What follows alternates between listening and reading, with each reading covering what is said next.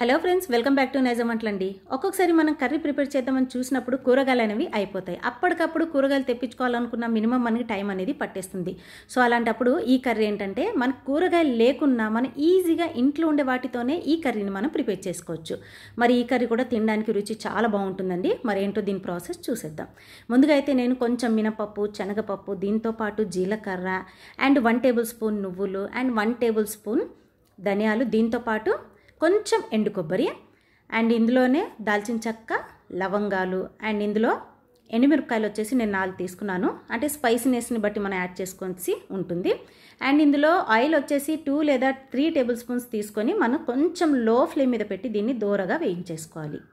కొంచెం వీటిని ఈ విధంగా వేగాక మనం ఇందులో కరివేపాకు, దీంతో పాటు ఆనియన్ కూడా ఇందులోనే తీసుకోవాలి. ఆనియన్ వచ్చేసి మీడియం సైజ్ ఆనియన్ తీసుకుంటే సరిపోతుంది. మరీ ఎక్కువగా యాడ్ చేసామనుకోండి మనకేంటంటే కాస్త కర్రీలో స్వీట్నెస్ అనేది వస్తుంది.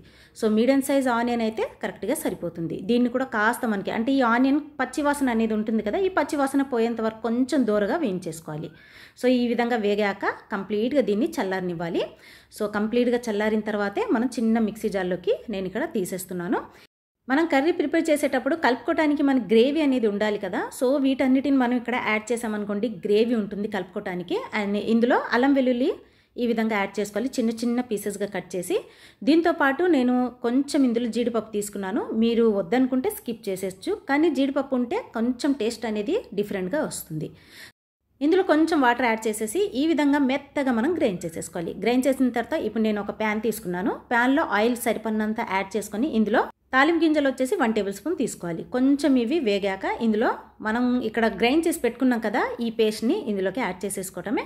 మనం ఇంట్లో ఏ కూరగాయలు లేనప్పుడు ఈజీగా చేసుకునే ప్రాసెస్ అనమాట. చాలా రుచిగా ఉంటుందండి. ఇప్పుడు మనం రెస్టారెంట్లో మనం తీసుకుంటూ ఉంటాం కదా, సో అదే టేస్ట్ అనేది వస్తుంది. చాలా రుచిగా ఉంటుంది. సో ఈ విధంగా కొంచెం మనం ఇందులోకి తీసుకున్న తర్వాత ఇందులో 1/2 టేబుల్ స్పూన్ పసుపు, దీంతో పాటు ఉప్పు వచ్చేసి సరిపడినంత.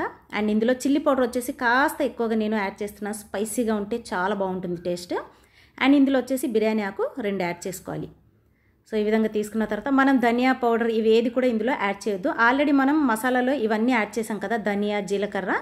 సో జస్ట్ ఇక్కడ మనం పసుపు, దీంతో పాటు కారం పొడి యాడ్ చేసుకుంటే సరిపోతుంది.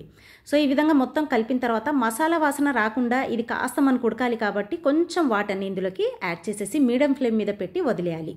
మనకి ఎప్పుడు దాకా అంటే ఈ ఆయిల్ మొత్తం అంటే ఈ మసాలా మొత్తం చక్కగా ఉడికిపోయిన తర్వాత ఆయిల్ మొత్తం మనకి ఈ విధంగా పైకి ఎర్రగా వచ్చేస్తుంది. ఈ విధంగా పైకి వచ్చేసిన తర్వాత మనం లో ఫ్లేమ్ మీద పెట్టేసి కొంచెం ఈ విధంగా కొత్తిమీరని యాడ్ చేసేసుకోవటమే. సో మనకి కూరగాయలతో అవసరం లేకుండా కర్రీ అనేది ప్రిపేర్ అయిపోయింది. నేను స్టవ్ ఆఫ్ చేసేసి ఒక చిన్న బౌల్లోకి దీన్ని తీసేస్తున్నాను. చూసారు కదా, చాలా సింపుల్గా ఇంట్లో ఉండే వాటితోనే చేసుకోవచ్చండి. చాలా రుచిగా ఉంటుంది. సో ఈసారి మీరు కూడా ట్రై చేసి ప్లీజ్ నాకు కామెంట్ చేసి లైక్ చేయడం మాత్రం మర్చిపోకండి.